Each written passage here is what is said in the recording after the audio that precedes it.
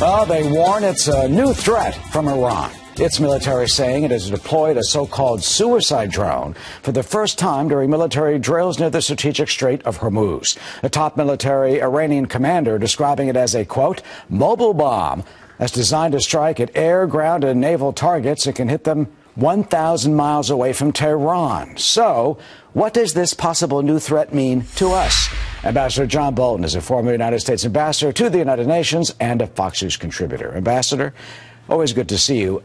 You know, it seems this new drone, I mean, they claim it can carry 8 warheads, stay aloft for 10 hours, fly 1,000 miles. Does that mean it could potentially hit our assets, our U.S. troops who are in the Middle East? Well, I think, obviously, as we've discussed many times, you take everything Iran says with several grains of salt. But it's also a mistake to underestimate their capabilities. They've been fascinated with drone technology. They claim to have downed or may simply have gotten American drones that had mechanical failures. They've worked with China and Russia on these technologies over the years, and they're very sophisticated when it comes to aerospace and defense kinds of technologies. They've had tens of thousands of graduate students in the United States studying physics and math over the years.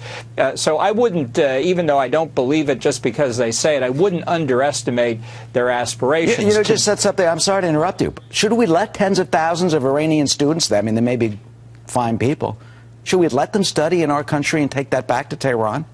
No, I was at the Justice Department at the end of the Reagan administration when an FBI agent came to talk to me about this problem. I was stunned then, and I think while we've cut back over the years, a lot of Iranians have graduate degrees from prestigious American universities, so it's important not to forget that.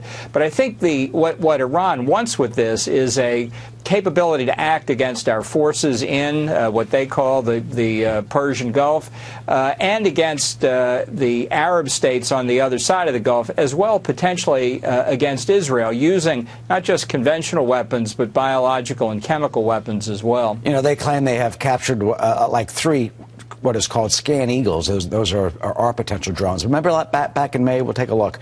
They had this drone. They trotted it out at a news conference, claimed they had this new fancy drone. And you're right. They say it was a fake. That it's just, balsa wood and some Elmer's glue and some spit and some Band-Aids put together. I mean, should we be afraid of them? You got the nuclear program going full tilt. The nuclear talks have been delayed till June. It seems nothing is stopping them from potentially building a real nuclear bomb. No, I think they're well on the way to that. And in terms of the drone technology, stealth technology, it may be that they're not exploiting it all themselves, but if American drones have gone down inside Iran, whether shot down or because of mechanical failure, I have no doubt that Iran has given the pieces of the drones to China and Russia for them to reverse engineer, and that Iran has gotten the product of that perhaps in either their own drone technology or actually purchase of drones from China and others.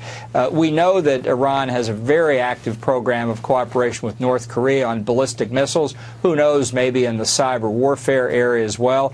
Iran's exploring every option it can to use against the United States, against Israel, and against our Arab friends in the region. Talk about ballistic missiles. It's stunning that those aren't even a part of the ongoing nuclear negotiations. And earlier today, Lindsey Graham said that there will be a vote on sanctions against Iran in the Senate in January. Do you think that will deter Iran's behavior at all? Well, I think it's important because any economic sanctions that are effectively enforced do put pressure on the regime, and the long-term answer here is to get rid of the Ayatollahs. Unfortunately, there's no evidence that the sanctions have actually slowed down either the nuclear weapons program or the ballistic missile program, but I think it's an important political signal, and it shows America is not united behind President Obama's diplomacy, which I think is on the verge of a very, very bad deal that will legitimize Iran's nuclear weapons program. And finally, here's what Maryam Rajavi, the head of the Iranian opposition, the National Council of Resistance of Iran, is saying about Tehran and their behavior. Quote, in the name of Islam, the mullahs splash acid on women's faces, hang the youth, and incarcerate Christian converts, violating their most basic rights in Iran. They torture and execute people for their religious beliefs. They have established a bloodthirsty religious tyranny, which is the epicenter of fundamentalism and terrorism under the banner of Islam and the godfather of those who today murder innocent captives and hostages. Ambassador, Can Tehran's behavior really be changed? Well, I don't think this regime's behavior can be changed. I think that's why Madame Rajavi and many others in the Iranian resistance are determined to try and overthrow it. I think the United States should be helping the resistance in many ways because ultimately that's the only long-term answer. Ambassador John Bolton, always good to see you, and we'll see you as usual tomorrow on America's News Headquarters at 12 noon Eastern Time. Have a good night. Thank you, Eric. Of course.